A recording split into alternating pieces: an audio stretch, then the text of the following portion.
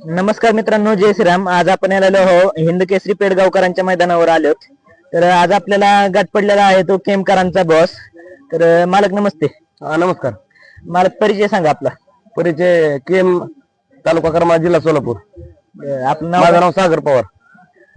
तर बैल आपला आज पायऱ्याचं नियोजन कसं होतं, कसं काय पायरा झाला, कोणासोबत झाला?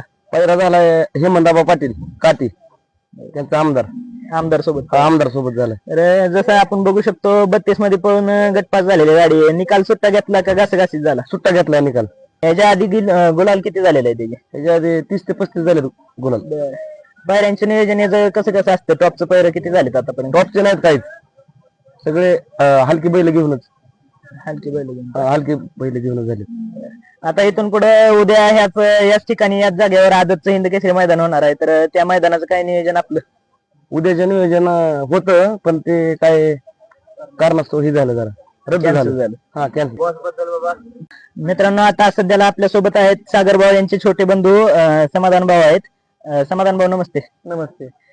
तर परिचय सांगा, आपला परिचय सांगा, आपल्या टीमचा परिचय सांगा. माझं नाव समाधान पवार.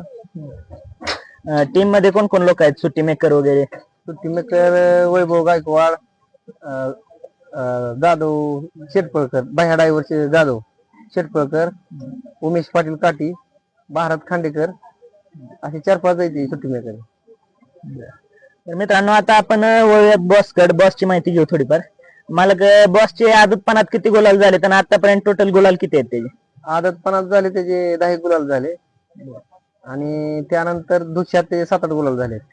आता दाताला कसा आहे तो? आता चौसा झाल्यापासून त्याचे नाही म्हणलं तरी 10-15 गुलाल झाले. 15 गुलाल झाले. 15 म्हणजे आता सध्याला चौसाहून किती दिवस झाले त्याला? चौसाहून महिना झाला. म्हणजे चौसाहून महिन्यात 5-7 गुलाल झाले. 5 मैदानापैकी 4 गुलाल झाले चौशात. तर बॉसची म्हणजे आपली खरेदी केलेला आहे का घरचाच आहे? खरेदी केलाय 7,000 रुपयाला. बैल आपला कुठल्या नावाने पळतो आता? आता सध्याला उत्तरेश्वर प्रसन्न सागरभाऊ पवार केम या नावाने पळतो. आपले बैलगाडी क्षेत्राची तुमची सुरुवात कशी झाली, कधीपासून झाली, नाद कसा लागला तुम्हाला? असेच व्हिडिओ बघून, इंस्टाचे व्हिडिओ बघून ही नाद लागला. बॉस आपला पहिलाच नंदी आहे का? याच्या अगोदर कोण होता? ह्याच्या अगोदर एक बजरंगी पण होता. दोन्ही संगत आणलाय. तो आदत होता आणि हाफ नाद होता. बजरंगीची काय हिस्ट्री? बजरंगीने 2-3 गुलाल केले, पण तो जरा मारत असल्यामुळे खरेदी विक्री केला. रणगाव मैदानात. मित्रांनो, रणगावच्या मैदानात आपल्याला विकास सर जगदाळे यांच्याकडून ऐकायला आलतं की आता बकासूर नंतर आपल्या गावठी क्षेत्रात बॉस बकासूर नंतर याला प्राधान्य देण्यात येणार आहे. तर तुम्ही सांगा की म्हणजे तुम्ही बॉसची निवड कशी केली, काय विशेषता वाटली तुम्हाला बॉस मध्ये की बाबा ह्यो राहू शकतो? म्हणजे लहानपणी तो दिसला मला, चंचलपणा वाटला जरा त्या अंगात, त्यामुळे असंच खरेदी घेतला. आणि त्यातली एवढी आम्हाला समज नव्हती, तरी पण असं प्रेमाने घेतलं, ते आवडतं म्हणून. खरेदी केल्यापासून बॉसचा अनुभव काय तुमचं, म्हणजे गुलाल झाल्यावर अनुभव सांगा तुमचे काय? गुलाल म्हणजे गुलाल केल्यानंतर सुद्धा घरी असं तो शांत राहत नाही. म्हणजे बॉसने ज्यावेळेस सगळ्यात पहिल्यांदा गुलाल केला त्यावेळेस तुमचा आनंद कसा होता? म्हणजे आपल्याला आनंद म्हणजे पहिल्याच मैदानात सुट्टा निकाल घेतलाय त्याने.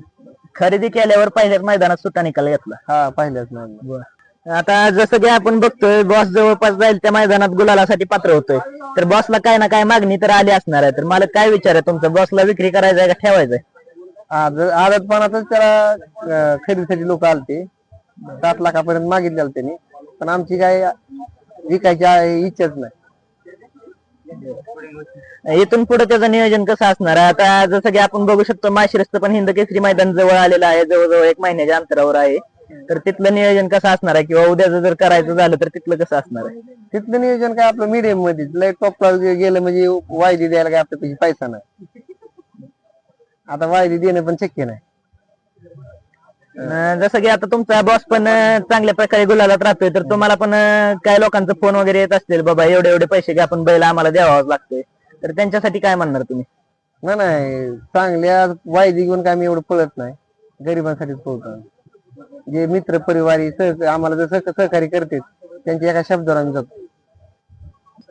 तर जसं की तुम्ही म्हणताय आदतपणात याला जवळपास 7 ते 8 लाखाची मागणी आलती, तर आता दुसरा पण झाला ना, आता 400 मध्ये चालू आहे बॉस. तर आता जसं की तुम्ही म्हणताय तुम्हाला 2.5 ते 3 वर्ष झाली या बैलगाडी क्षेत्रात, तर तुमचे चांगले आणि वाईट काय अनुभव आलेच असतील तुम्हाला या 2-2.5 वर्षात, तर ते अनुभव आम्हाला सांगा.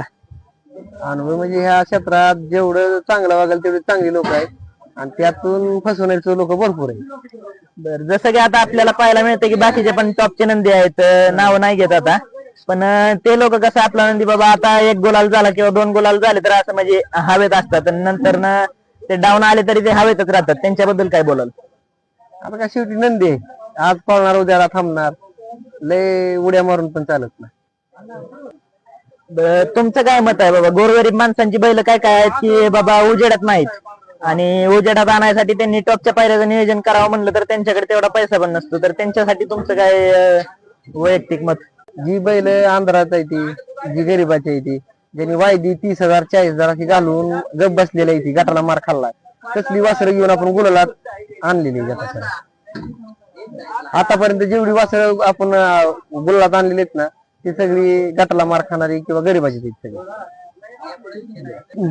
तर आता तुम्ही जसं सांगितलं सर्व गोरगरिबांच्या बैलांना घेऊन पळालाय तुम्ही आणि त्यांना घेऊन गुलालात पण राहिलाय. समजा इथून पुढे तुम्हाला मोठ्या मालकांची ऑफर आली बाबा, म्हणजे त्यांचा बैल उजेडातून अंधारात चाललाय, डाऊनफॉल चाललाय त्या बैलाचा, आणि त्यांच्याकडून तुम्हाला ऑफर आली की बाबा एवढं एवढं देतो तुम्हाला आमच्यासोबत पळावं लागतंय, तर त्यांच्यासाठी काय कराल तुम्ही? नाही, जी नंदी पोहोचव त्या संगत पळायचं आणि जी गोरगरिबाची जी नाही पळला तरी आपल्या मैत्रीसाठी आणि माणुसीसाठी पळायचं. मित्रांनो, आपल्यासोबत आणखीन एक बॉसच्या टीम मधले कार्यकर्ते आहेत. मालक नमस्ते. हा नमस्ते. परिचय द्या तुमचा. मी सागर नरखेडकर, बॉसच्या नियोजनात असतो, जिथं जाईल तिथं आम्ही बॉस सोबत असतो. बरं, तुमच्या अनुभवातून बॉस बद्दल काही थोडीफार माहिती सांगा आम्हाला. बॉस म्हणजे गावठी बैल आहे, पूर्णपणे गावठी बैल आहे. ज्यावेळेस त्याला लहानपणी घेतला त्यावेळेस कोणाला वाटलं सुद्धा नव्हतं ही गुलाल पळल म्हणून वाटत नव्हतं. त्याला घेतला त्यावेळेस गाडीवर शेरड टाकून आणते तसा आणला होता, पण ज्यावेळेस त्याने त्याचा व्यायाम म्हणजे असाच मोकळा असायचा, तिथे एक असं तिकडे आहे घरा शेजारी, असाच मोकळा असायचा मोठ्या बैला मागे, त्याचा तसा व्यायाम होत गेला आणि ज्यावेळेस ती पळायला लागला त्यावेळेस खरंच कळलं की लोकांना बॉस म्हणजे काय चीज आहे. आणि त्या बॉसने असं केलं की ज्या खोणाला ज्या बैलाला गट नाही त्याला गुलाल करून दिलेला आहे. असे बरेच किस्से आहेत, नाव नाही घेत, पण ज्याला गट सुद्धा नव्हता त्याला गुलाब नेलाय बॉसने आदत असताना. आणि केवळ मालक फक्त केवळ शब्दावर बैल देतो, मैत्रीसाठी एकदा शब्द दिला की दिला, वायदी नाही काय नाही तसला प्रश्न नाही, वायदीचा विषयच नाही. जो बैल पळतो, जी वासरू आदत खाऊन पळणार त्याला बैल देणार का तर देणारच, ते असं नाही बघणार का त्याच्याकडे वायदी काय येते का, वायदीचा विषयच नाही घेणार मालक. मालक म्हणजे मोठ्या मनाचा मालक आहे. बरं, आता हे झाला वायदीचा विषय, तर आता बॉस बद्दल तुम्ही जसं म्हणलं जवळजवळ टिकडी आहे, तर व्यायाम काय काय असतो त्याला आणि खुराक काय काय असतो? सध्या बॉसला फेरे नाहीतच का तर ती मैदानात कंटिन्यू पोहोचते म्हणून. खुराक सांगायचं तर त्याला फक्त उडदा द्यावा आहे, ती खापरे पेंट खातच नाही, मकाचा बरडा सुद्धा खात नाही, त्याला गोळ्या करून चारावं लागतं. व्यायाम काय काय म्हणजे आता फेर तर टाकतच नाही तुम्ही, चालवणं पवनी वगैरे? 2 मैदानाला अंतर जर पडलं तर 1-2 किलोमीटर आम्ही असं रिकाम चालवत नेतो. पवनीला वगैरे काय? पवनी तर सध्या नाहीच बरं का, 1-1.5 महिना झाला असं पवनी टाकून, पण कंटिन्यू मैदानात पोहोचतो त्यामुळे पवनीचा पण विषय येत नाही. त्यातून चौशात गेलाय त्यावेळेसपासून आदत 5 मैदानात 4 गोल आहेत आदत मैदानात. आता चौसाहून एक महिना झालाय. हा, 5 मैदानात 4 गोल आलाय त्याचे. चौसा झाल्यावर 1 महिन्यात 5 मैदानात 4 गुलाल. हो, ते पण 2, 3, 4 असे नंबर आहेत. आणि त्यात ज्या कोणाला गटसो नव्हता त्यांना 4 नंबर फायनलला 4 नंबर करून दिलेला. तर आज या ठिकाणी बॉसला तुम्ही आणलेला आहे पेडगावच्या हिंदकेसरी मैदानात. बघायला गेलं तर ह्या हिंदकेसरी मैदानाची ओळख अख्ख्या महाराष्ट्रात नव्हे तर 14 देशांमध्ये ओळख आहे या मैदानाची. तर काय वाटतं तुम्हाला, आज हिंदकेसरीला राहील का फायनलला? आज 100% बॉस फायनलला राहणार. आणि ह्या बॉस म्हणजे आज ओपन लाईन पळणारच नव्हतो, बॉसचा पैरा उद्याच होता, पण काय करणार असतो त्या आदतवाल्यांचा पैरा कॅन्सल झाला. मग आम्हाला अचानक आमदारचा पैरा असा फिक्स आम्ही केलेला नव्हता, अचानक सहजासहजी फोन झाला की बाबा बॉसचा आदतचा पैरा कॅन्सल झालेला आहे. मग सहजासहजी चिठ्ठी संपताना शेवटची चिठ्ठी टाकली असेल आपण, आणि ती बॉस सहजासहजी हेमदाबांचा आमदार सोबत पैरा झाला. आणि 32 मध्ये 6 नंबर तासावर गाडी होती, सुट्टा गटपात झाला, एकदम मन मोकळेपणाने हा पैरा झाला. आणि मग जिथं मन मोकळेपणाने पैरा होईल तिथे गुलाल 100% आहे.